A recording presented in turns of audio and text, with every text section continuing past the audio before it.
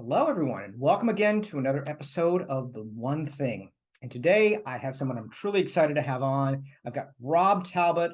Rob is a CMO with Chief Outsiders, and I met Rob initially on a presentation that he was doing, and I was so blown away by the content and how succinct he was and what he had to say about how to market well that I pursued the man. I stalked the man on the internet. I found him on LinkedIn. We met up for coffee, and we've been kind of meeting ever since then. And so I am thrilled to have you on. Rob, tell me a little bit about your background, how you ended up at Chief Outsiders, how you ended up as a CMO.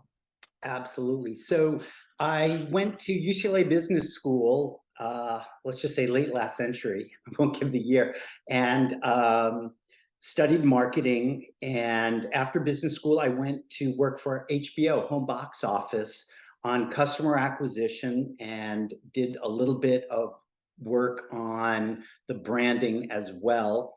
From the cable company point of view, how do you think about HBO? And I was there for about a decade, and then went to Sony, and this time digital was sort of kicking off, and they were looking for their answer to iTunes.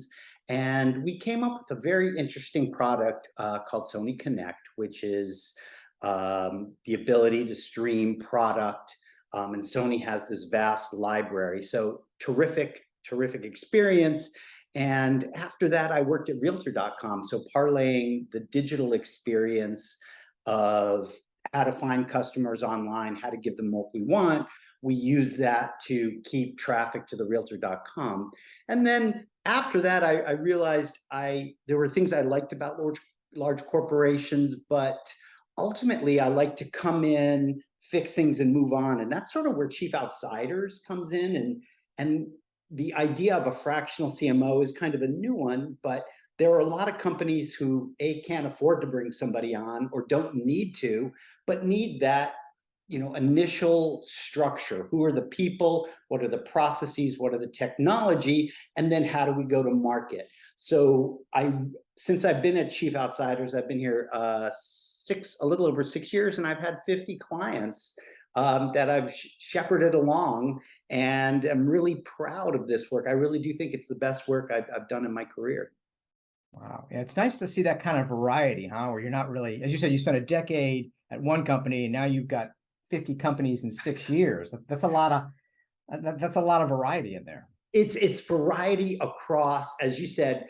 Even if I've had 10 clients in real estate, which I have, their issues are all different. About, is it a recruiting issue? Is it how to stand out in the market?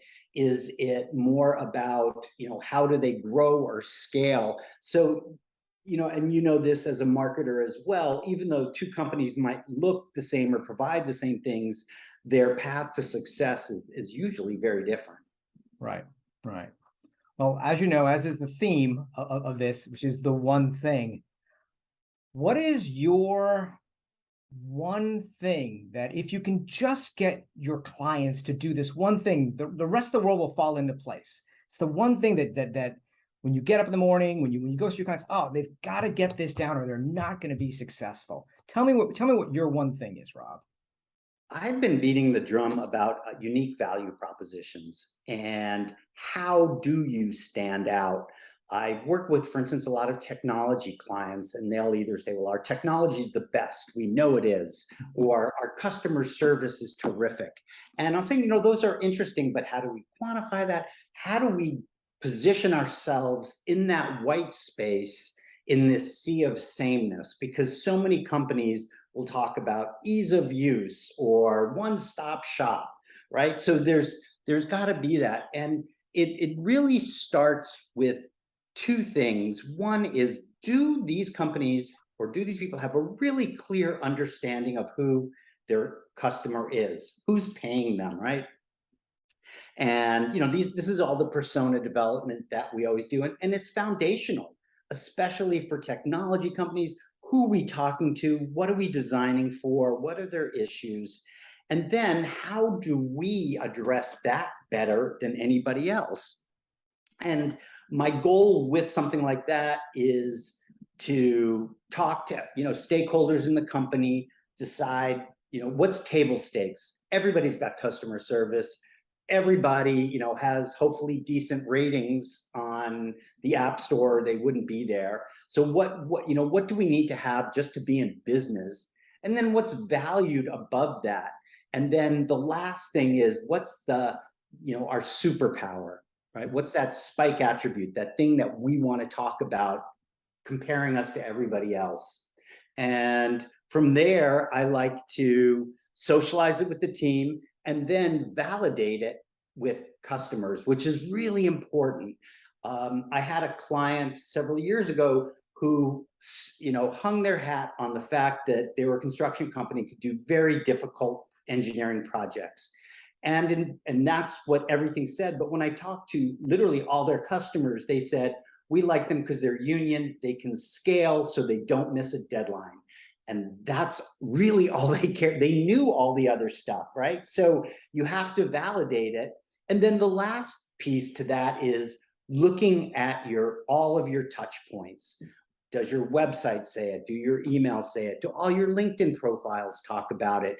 Does everybody in the company have that same elevator speech? So taking that unique value proposition and just making sure that everybody gets it, that it's relevant, clear, distinctive, coherent, and then sticking with it. Wow, great points. A couple of these are very close to my heart. I mean, the first one, obviously, when you talked about validating, because I think you and I have both seen companies where, as you said, they're up here and they think this is what people love about us. And no, when you go out to the field, that's not at all what is important to the customer, the person buying the product or service. Right. And then the second point you made, which is on really making sure you have consistent branding, marketing, messaging across the organization, because there's nothing worse than you see a piece of collateral that says X, and then you go to the website and you would think it was done by a different company. They're not even speaking the same language, so to speak. Right, I agree, and the unique value proposition, I think, is just a rallying cry, for the company. And you do want to make sure that customers get it. And the other thing with the unique value proposition is a lot of companies talk about it's them, right? It's not the outcome that this person wants. They want to make sure that they don't miss a deadline. They want to make sure they can use this. They want to make sure it'll help them make better decisions.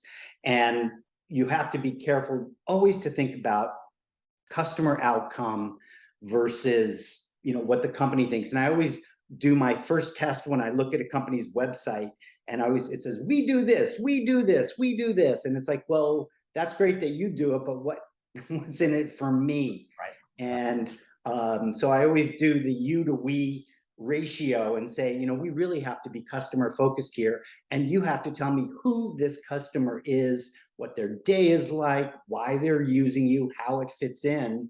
Otherwise, as you said, we're just, it's going to be misplaced. Yeah, I have a friend, Lauren Fear, who is a customer experience specialist. And she always tries to remind her clients that you are not the hero of this story. No. The customer is. Right. And because if you make them feel good, feel smart, feel empowered, when you talk about a brand, you can talk about the brand attributes, but at the end of the day, you want your customers to say, I made the right decision, I would do it again, and I'm going to tell people about it because this, it worked for me. And, in today's modern age with influencers and all the platforms, let's make our job easier. Let's get happy customers and give them an easy platform to get out there. Oh, I love it. I love it. Thank you, Rob. Oh, And wow, that's like I said, your one thing is really, really close to my heart. And it is, you said it beautifully. It's a rallying cry for an entire company, because that's what you want to line them up around.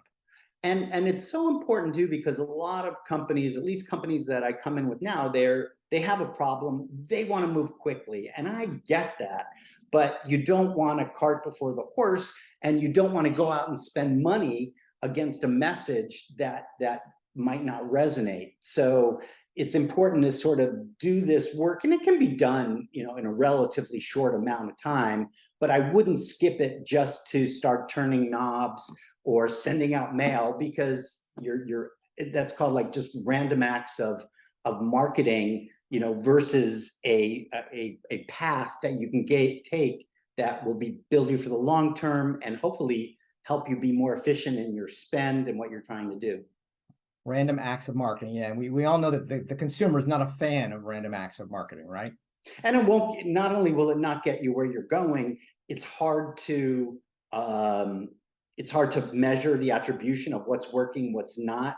You don't get a, you know, sustainable view. It's, you know, but I understand that people feel the need, and I do like to test, and I do like to fish in a lot of ponds until we figure it out, but hopefully in a way that's has more thought behind it, and we can attribute successes where they come from.